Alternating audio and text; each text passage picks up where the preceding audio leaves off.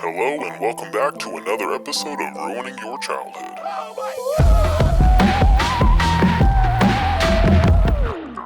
Welcome back to another episode of Ruining Your Childhood, one sculpt at a time. Now it was about a year ago that I defiled SpongeBob, and I thought it was about time that we revisited Bikini Bottom because honestly there was a lot of characters that were left unscathed.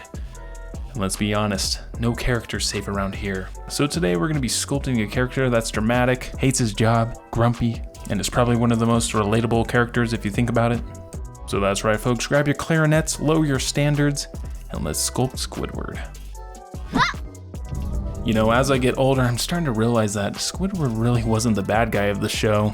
Like when you're a kid and you're watching SpongeBob, you're thinking, wow, Squidward is really a miserable jerk. But then you become an adult and you suddenly are like, wait a minute. This man is working a minimum wage customer service job next to two absolute psychopaths. Like imagine trying to get through your shift and your coworkers are blowing bubbles in your face, screaming every 5 seconds, and somehow lit the building on fire for the third time this week. I'd be annoyed too. And honestly, Squidward really doesn't even ask for that much. He just wants to be left home alone, practice his art, play clarinet badly. That's really it. Meanwhile, SpongeBob's outside his house at 6 a.m. acting like he just finished a bag of paint chips. Anyway, all I'm saying is I feel like Squidward really wasn't that bad. But now that I'm done with my rant and we've officially established the main structure of Squidward's head, we could go ahead and start adding his eyeballs, following that up with some lower eyelids. For these lids, I went ahead and just took some flattened out pieces of clay, laying those over top of the eyes, then going in with that silicone sculpting tool to smooth it all out. We're going to be pretty much repeating the exact same process for the upper eyes, and so once we had that blended in, it's time to start building up that eyebrow ridge.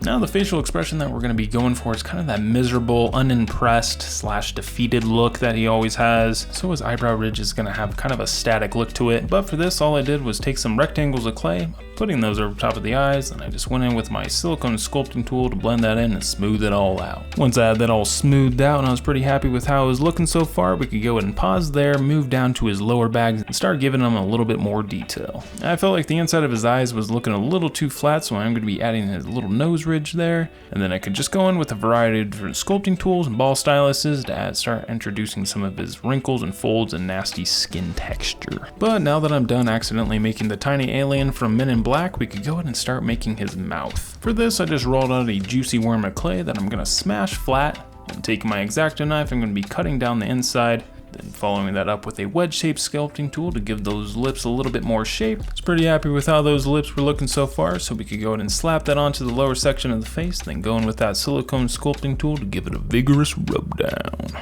Now, because his massive honker of a nose is going to be covering most of his mouth, I am going to be adding some of the details now, and we are going to be making them chapped, despite the fact he lives in water. So for this, I just took that wedge-shaped sculpting tool, going over top of the lip, adding some strategic lip cracks and folds, just to make those lips a little bit more nasty. But now that his lips are all chaptified, it is time to add his nose.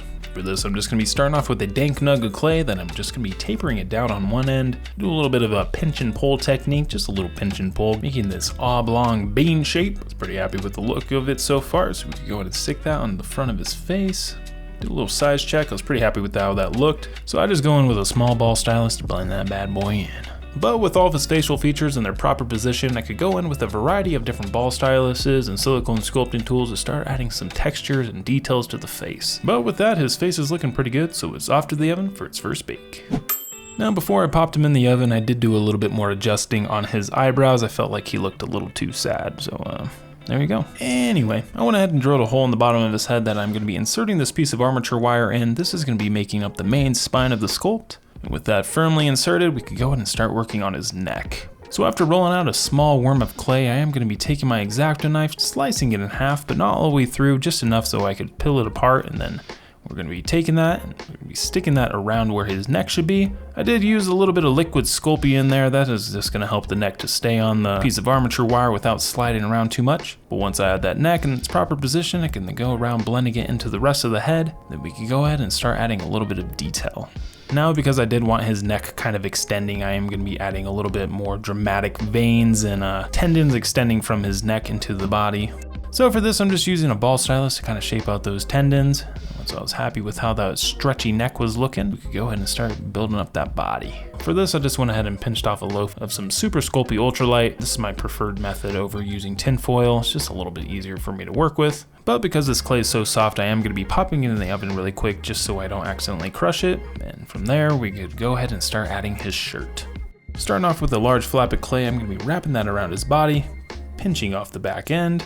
Once I had the front all nice and tight, we can go ahead and take my X-Acto knife, slicing off the bottom portion, trying to make sure that we have it nice and straight. I then peel off the excess bits of clay, revealing his belly or his groin, not really sure. I could then go ahead and slice off that back excess bit of clay, then I could finish it off by blending in that back seam. As for the little collar on his shirt, I am going to be taking another flattened out piece of clay. I'm just going to be wrapping it around his neck. Once I got that thing wrapped around nice and tight, I could go in with my dirty phalanges and start rubbing that clay down. And once I had that bottom section blended in, I can then go ahead and take the top portion, folding it over top of itself to make up his collar. Now the theme of this sculpt is texture, so I'm going to be adding some to his shirt, and for this I am just going to be using the grippy portion of my X-Acto knife, rubbing that along the surface, and so it don't accidentally ruin the texture, it's off to the oven. And with him back from the oven and fully cooled down, we can go ahead and stop there and move down to his legs. For thus legs, I start off with a ball of clay that I'm going to roll out into this long tapered tube. Once I was pretty happy with the length of it, I am going to be then bending the bottom portion, kind of giving it this golf club shape. I don't really know how to describe how his feet look. They look like cartoon feet, to be honest with you. But anyway, once I was happy with how that looked, I went ahead and made 3 others. Now we got some matching legs, and we can go ahead and attach those to the body. We are going to be using one of these legs to cover up that piece of armature wire, so after coating it with some liquid Sculpey, I am just going to be delicately shoving it onto that piece of armature wire. Once we finally get it to the top and I straighten it out a little bit, we could go ahead and blend that into the rest of the torso. But now that we have that first leg on, it's going to be a lot easier to stick these other legs on. So I'm just going to be doing pretty much the exact same thing as I did for the first leg, except obviously there's no pieces of armature wire to slide them up, but I just stick them on, blending them into the torso as best as possible to make sure it's a seamless connection. And then from there I could go in with a silicone sculpting tool to start drawing in some wrinkles and folds coming out of the sections where the legs connect to the body, just to make it look a little bit more natural. And because he's not wearing pants, of course, we're going to be giving him a butt crack. Because frankly, there's nothing really funnier than a butt crack, except for maybe a well-placed fart. But with that, his legs are done and looking pretty good. So we could go ahead and start adding some texture. And for this, I'm just actually going to be using a texture roller that I'm going to be rolling over top of his legs to give these bumpy textures. I then finish it off by taking a silicone sculpting tool, just gently wiping it across the surface to give it some more skin-like texture. And we could start adding some more fine details. We're going to start off with those little plungers on the bottom of his feet, those little feet suckers. What are those called? Suction cups? I don't know. Anyway, all I did was took these little discs of clay that I'm going to be sticking onto the bottom of the feet, then using a ball stylus, I'm going to go ahead and press that into the center of that, leaving a little indent. And then with that, we got ourselves some nice feet suckers. I really should Google this stuff. Anyway, I am going to be adding some toenails, because we all know that scene. I made these by just taking some translucent clay and just kind of getting a toenail shape, and then we are only going to be adding 3, because once again, we all know that scene. If you have no clue what I'm talking about, 1, count your blessings. 2, if you're that curious, you could just Google Squidward toenail, and you'll find it, trust me. But with that, his legs are complete, so we could go ahead and pop it in the oven for another bake. Now that we got Squidward back from the oven and he's stiffer than a prosthetic leg, we could go ahead and start adding his arms. We are going to be building up his sleeves first. I end up changing this later on, but we'll get into that later. But for this, I just added these little triangle bits to the side, and then I just went ahead and blended those in. Do add a little bit of pit detailing here with this wedge-shaped sculpting tool, and then we could go on to his arms. Now, believe it or not, his arms are going to be made virtually the exact same way as his feet, because they pretty much look like his feet, except we are just going to be making them a little bit smaller. So after I rolled those out and had a matching set, I realized that I made them a little too thick, and they were the exact same size of the sleeves that I added. But that's okay, we're just going to go ahead and blend those together, and then we're just going to add a sleeve over top. So once I had those arms on and the old sleeves blended into the arm, we could go ahead and take these flattened out pieces of clay, laying them over top of the arm, wrapping it around, slicing off the excess bit. I could then go in with my silicone sculpting tool to blend that into the rest of the arm. I then take this wedge shaped sculpting tool to make the sleeve look a little bit more sleeve-like. I went ahead and did the other sleeve off camera, then after adding a little bit of final detailing on the sleeve, we could go ahead and pop it in the oven for its final bake. And with Squidward back from the oven and fully baked, we could go ahead and start the painting process.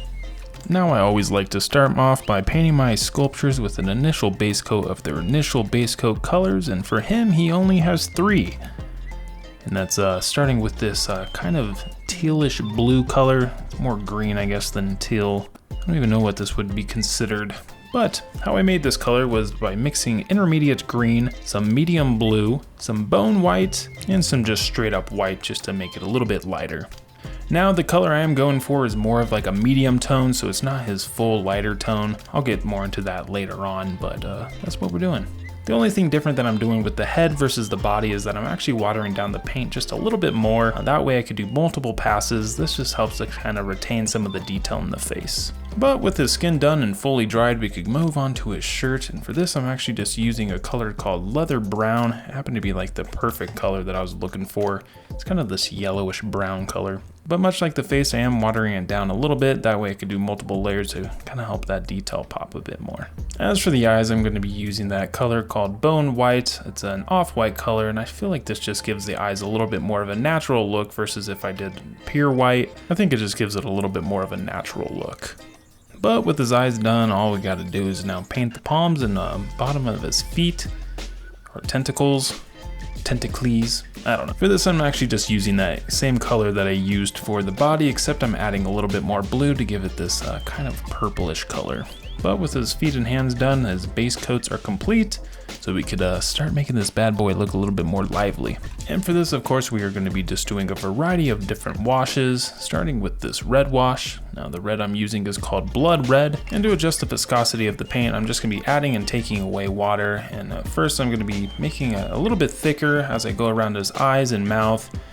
And then I get a much more soupy version that I'm just going to be slapping on over the entire face. Once I got the face thoroughly coated, I am going to let that fully dry before going back over top of the eyes and lower eye bags with almost more of a purplish version of that red. For this, I just used some of that medium blue to kind of purple it up a bit. And while I let the head fully dry, I'm going to be going down to the body using that same exact initial red wash that I was using before, except that, I'm going to be thickening it up in areas such as the knees, butt crack, and we can't forget that little nasty toe sore that he has. As for the eyes, I'm going to be using a crimson wash. This is a little bit more of a pink red. And I'm just going to be focusing on the corners of the eyes. Now, like I was saying earlier, why I went for more of a medium tone is because we're going to be dry brushing over his true natural color, I would say, over top of everything. And this is, I feel like this is the part that actually really makes it more lively. Pulls in all those other colors that I put on over top, and it just makes everything feel a little bit more like one piece. Really makes those textures pop. And just to finish off the skin, I am going to be adding those I guess maybe liver spots. I'm not really sure what they are, but these dots on the top of his head. For this, I'm just going to be using a wash and then letting them sit there, kind of pool up, and then as they dry, they give a real nice kind of spot texture. For the shirt, much like the skin, I'm just going to be dry brushing a lighter version of that initial color over top. It's just that leather brown with some bone white mixed together. This really helped bring out the detail in the shirt and made it look a little more worn. Now, obviously in the cartoon, he just has some black pupils, but I want them to have a little bit of color, so we're going to be using the actual same brown that I used for his shirt, starting with the base coat of that. And I followed up with a slightly darker version. The color I'm using for that is called Beastie Brown. Then was the rim of the eyes complete, then we can finish it off by adding that black pupil. And with that, that pretty much finishes the paint job, but we are going to be adding some details such as glossy eyes. For this, I just use this UV resin. I do this for pretty much all my sculptures. I just don't always film it, but I just add a glob of it, then spread it around with a toothpick, and hit it with that UV light. And after about 10 to 15 seconds, we got ourselves a nice shiny little eyeball. I went ahead and did the other eye off camera, but I was also thinking his skin was looking a little too flat, so we are going to be adding this Mod Podge Ultra to make the skin a little bit more shiny. And with that and a little bit of off camera detailing, we're onto those JCPenney glamour shots.